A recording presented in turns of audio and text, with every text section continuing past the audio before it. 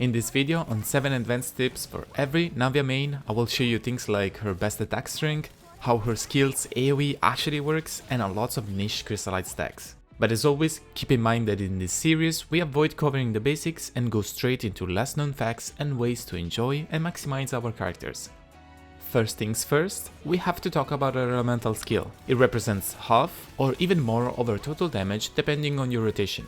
Maximizing it is our main focus. At least 3 bullets are necessary to get the full motion value out of it, which basically makes this number, right here, double. But of course, you still get some extra damage from 4 to 6 bullets. This extra damage, however, is not an extra multiplier, it's a 15% damage increase on each bullet after 3. So to make it simple, at 6 bullets, your skill has the highest multiplier, plus 45% damage bonus. At 3 bullets, you still have the highest multiplier, so you would usually gather at least that amount before firing it. But the more the better, obviously. Okay, now the shrapnels that come out of her umbrella also change numbers between 0 and 3 bullets, but always have the same cone shape. The more actually hit the enemy, the closer you will be to its full damage, as we talked about earlier. This is a graph that shows the relationship between umbrella damage and the amount of shrapnels hitting. So her skill's damage not only needs to have as many bullets as possible, but also actually hit the enemy well enough. Being against very small and moving enemies is not an ideal scenario for Navia. A big boss, however, can be hit for full damage even at a distance. Multiple enemies can be hit as well, but always following the cone shape AoE. Upon lots of testing, I discovered that this damage area actually starts slightly behind her. You technically don't always have to have your enemies in front and in a line. The line can be extended to her back, but just by a little. See how in the example, I'm aiming in front of me, but the enemy right behind is also getting hit by the umbrella shot. And yes, this works on the top version as well. Next up, since Navia's Ascension 1 talent infuses her attacks with Geo, I have a few tips on how to optimize those. For a duration of 4 seconds after a skill, she is able to have a Geo infusion, going along a nice 40% damage bonus. I tested 4 main combos that I want to show you. But before that, I wanted to let you know that these videos take lots of time to research and make, so if you're willing to support me or my work, consider commenting or subbing to have my video reach more people. Back to the combos, we have a no combo 4 normals, 2 normals 3 times being cancelled by a dash each, 3 normals dash into 2 normals, 4 normals dash into 1 normal. We start with the 1 skill scenario where we just use our umbrella and do the string once in those 4 seconds. And then a very realistic scenario where we use our skill once, perform the combo, use the skill again and perform the combo once more. The skill cast is always included in the combo because sometimes your normal trigger a crystallize so close to your next skill that it will not trigger a reaction. This is because Crystallize has a 1 second global cooldown that ignores any ICD you might have. This cooldown is per enemy. And that is the reason why, even if Navia's skill doesn't have ICD, using it back to back will only trigger the reaction once. Of course, this is all for the 1 target scenario. As you can see, as far as damage goes, spamming the N2- combo or the N4-N1 combo gives us the most damage and the most crystallizes in the long run. If only 1 skill is performed, then the N3-N2 is the only combo that is gonna give us 3 crystallizes in total. So to make this short and less nerdy, her classic string is the worst one. If you're going to only do 1 and then switch off, and you also need crystallizes, then do 3 normals dash 2 normals. If you're staying in or just need to squeeze out as much damage as you can, you do N2 dash spam if stamina is not a problem, N4 dash N1 to preserve stamina. There are other combos that I did not consider because they're very rarely used, like for example having movement speed buffs and doing dragon strikes. It's fun, but let's be real, we're not doing that.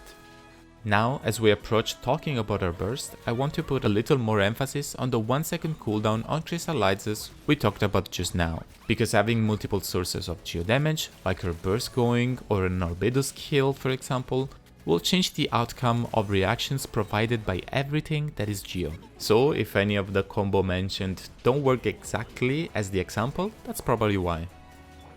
Her burst should not be underestimated because of its quote-unquote lower damage.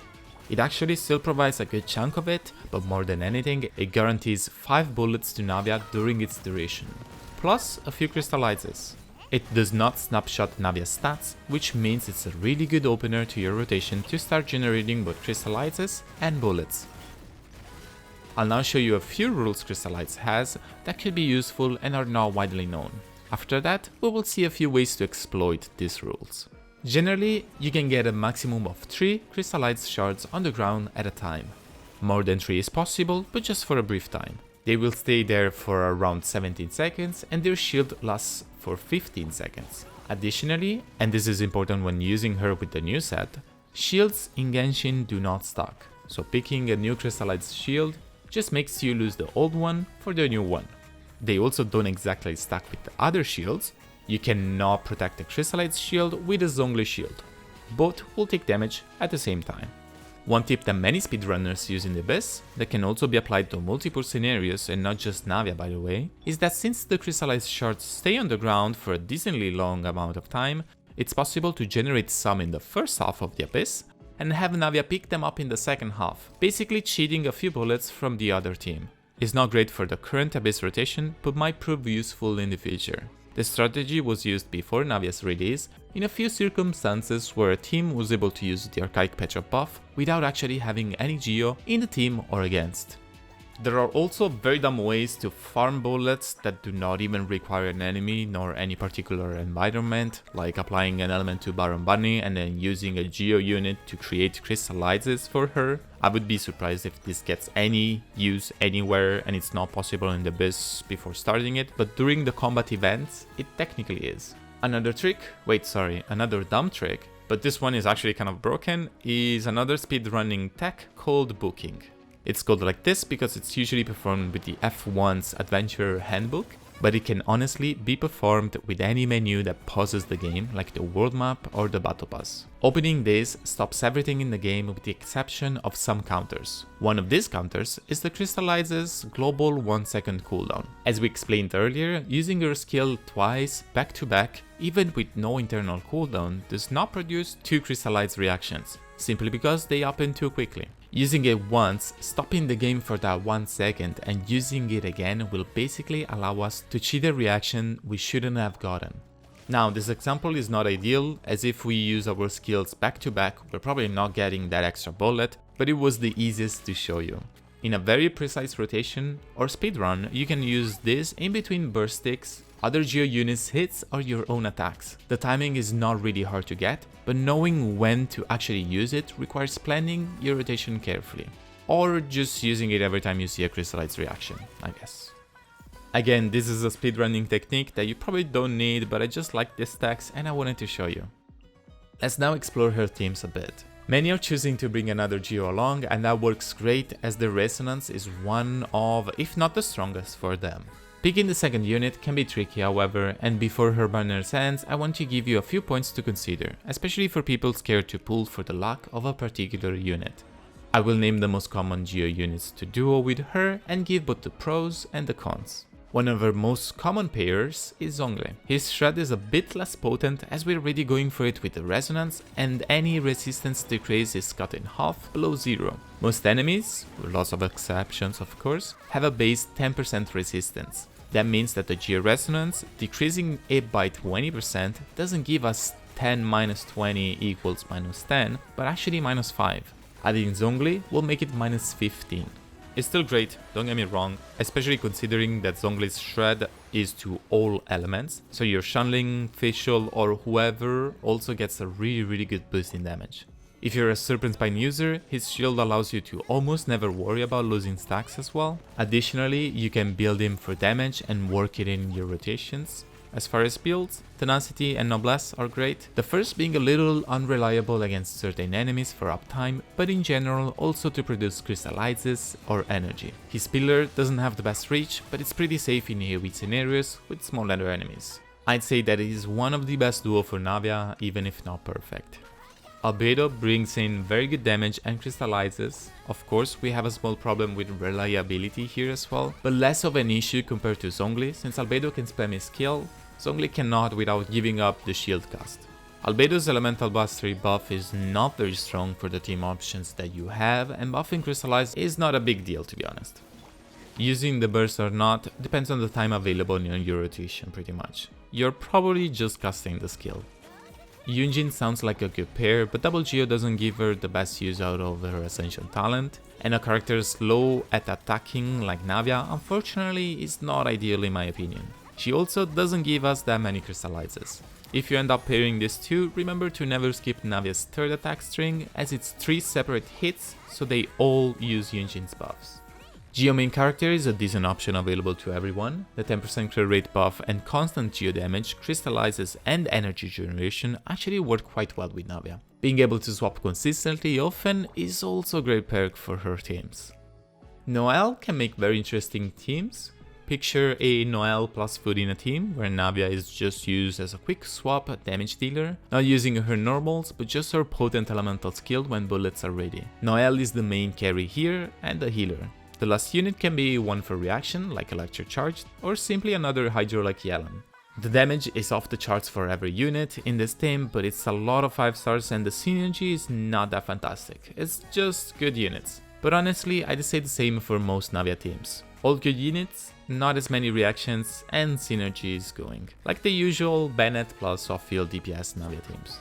Goro is meant for defense skeleton characters and usually wants 3 Geo units. Bringing him in a duo means just tapping into part of his C6 for crit damage and some minor buffs. Not a first choice, but actually used by speedrunners for his very short time to set up and utilities. We are left with Itto, of course not amazing, but Navia can technically fit in his teams, but not ideally at low budgets. And finally, Ningguang.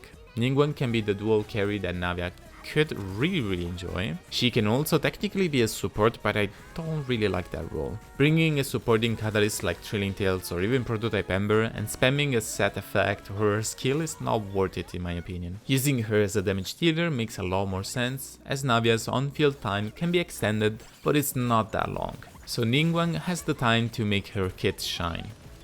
I'm really looking forward to see what Shiori does, since we know she's going to be a Geo unit, especially for Navia, as I feel like her team's lacking variety.